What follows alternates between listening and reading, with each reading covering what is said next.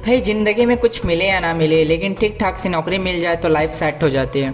और रहा सवाल कि ऐसा क्या करें जिससे हमें नौकरी मिल सके। अब पढ़ाई तो सभी लोग करते हैं, लेकिन सही दिशा कैसे चुने, क्योंकि ज़्यादातर स्टूडेंट 10वीं या 12वीं पास करने के बाद कंफ्यूज हो जाते हैं कि क्या करें, क्या नहीं करना चाहिए।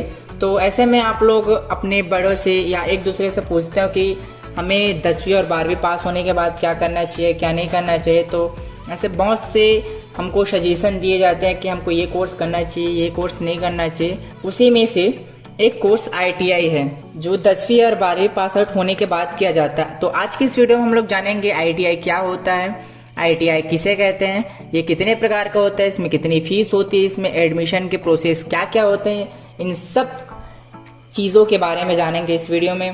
तो लास्ट तक इस वीडियो में बने रहें। अगर आप मेरे वीडियो पर नए हैं तो वीडियो को लाइक करें, चैनल को सब्सक्राइब करें, और इससे रिलेटेड अगर कोई भी दिक्कत हो तो आप नीचे कमेंट बॉक्स से कमेंट कर सकते हैं। तो बिना किसी टाइम वेस्ट के वीडियो स्टार्ट करते हैं। सो हेलो फ्रेंड्स, मेरा नाम है राजेंद्र और हमेशा की तरह टेक्नोलॉजी के अंचल में आपका स्वागत है।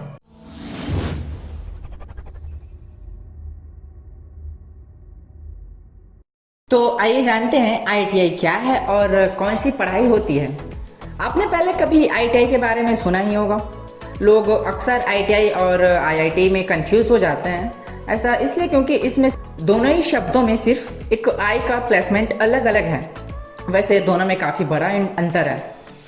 माना दोनों में ही टेक्नोलॉजी फील्ड से संबंधित है, लेकिन जहां IIT एक प्रीमियर टेक्नोलॉजी इंस्टीट्यूट है जो कि BTech, MTech और PhD जैसे रिसर्च ओरिएंटेड चीज़ें पढ़ाई जाती है, वहीं ITI एक ट्रेनिंग इंस्टीट्यूट है जहां पर थ्योरी सब्जेक्ट के मुकाबले प्रैक्टिकल पर ज़्यादा ध्यान दिया जाता है। वहीं इसमें इंजीनियरिंग और नॉन इंजीनियरिंग टेक्निकल फील्ड के ट्रेनिंग को दिया जाता है। इसलिए आज मैंने सोचा कि क्यों ना आप लोगों को ITI की कोर्स की पूरी जानकारी प्रदान की जाए, जिससे कि आपके मन में जो भी सवाल हैं, अगर आप किसी भी चीज़ में कंफ्यूज हैं तो वो आपका क्लियर हो सके।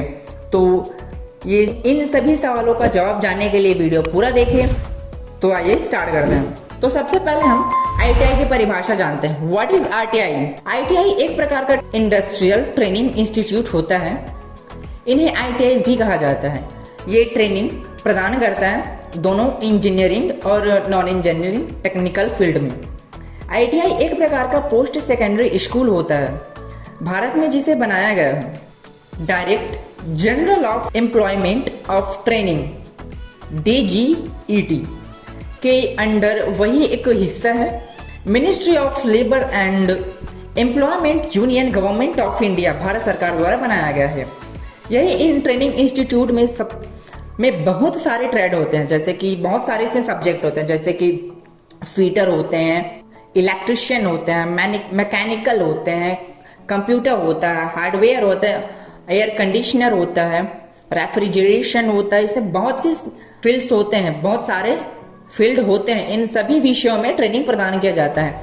इन इंस्टीट्यूट को स्पेशली इस्टेब्लिश किया गया था स्टूडेंट को टेक्निकल नॉलेज प्रदान करने के लिए जिन्होंने 10th स्टैंडर्ड पास कर लिया है। वहीं ऐसे स्टूडेंट जो कुछ टेक्निकल नॉलेज प्रदान करना चाहते हैं या प्राप्त करना चाहते हैं, ना कि हायर स्टडीज पर्पस कराना चाहते हैं, या आप कह सकते हैं विद्यार्थियों को इंडस्ट्रियल से रिलेटेड जानकारी प्रदान करने के लिए।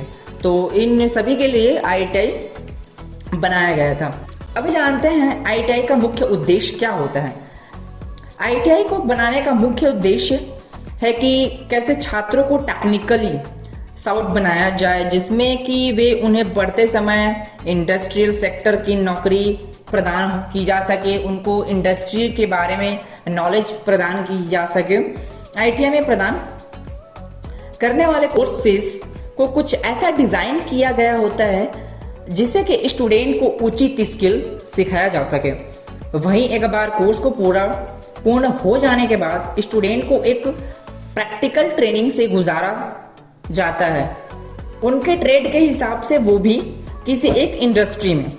इस ट्रेनिंग की अवधि ड्यूरेशन करीब 1 से 2 वर्ष तक हो सकता है। प्रैक्टिकल ट्रेनिंग वो भी किसी एक इंडस्ट्री में बहुत ही जरूरी होता है, क्योंकि इन्हें पूर्ण करने के बाद ही आप national council of vocational training VCT certificate के लिए अपेयर हो सकते हैं।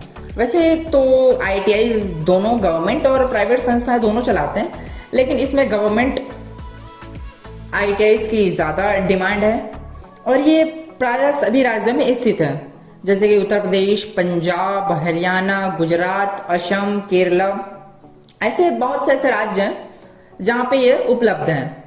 तो अब आइए जानते हैं ITI कितने प्रकार के होते हैं। तो सबसे पहले आपको बता दूं ITI ट्रेनिंग इंस्टीट्यूट के मुख्य 2 प्रकार होते हैं। पहले नंबर पर आता है इंजीनियरिंग ट्रेड्स और देन सेकंड नंबर पर आता है नॉन इंजीनियरिंग ट्रेड्स।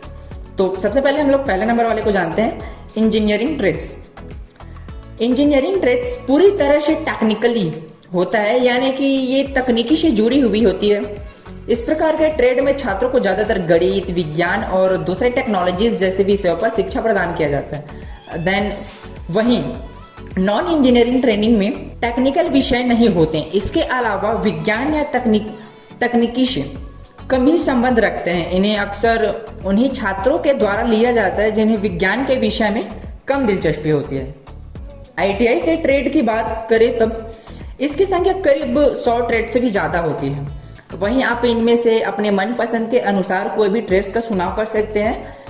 जिस ट्रेड में आपको बहुत ज़्यादा रुचि है, जिस पे आपको बहुत ज़्यादा दिलचस्पी है, जो आपको बहुत अच्छे से समझ आता है, जिस पे आपकी पकड़ बेहतर हो, आप उस ट्रेड का चुनाव कर सकते हैं। अब आइए जानते हैं ITI में एडमिशन लेने की एलिजिबिलिटी क्राइटेरिया क्या होती है।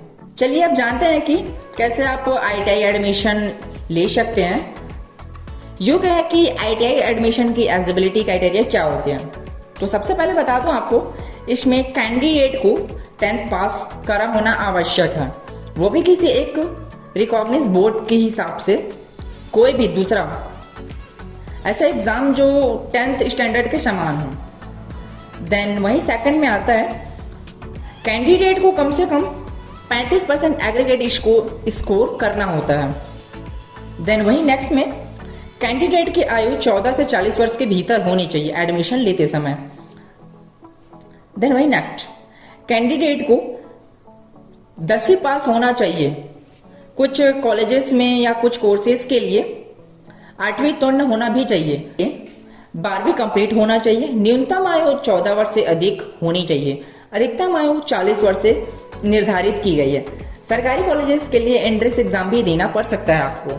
तो आपको जिस ट्रेड का आप चुनाव करते हो, उस ट्रेड पे आपको जैसे आप फॉर्म अप्लाई कर लेते हो, आपको कंटिन्यू प्रिपरेशन स्टार्ट कर देना। देन अब आइए जानते हैं ITI कैसे करें।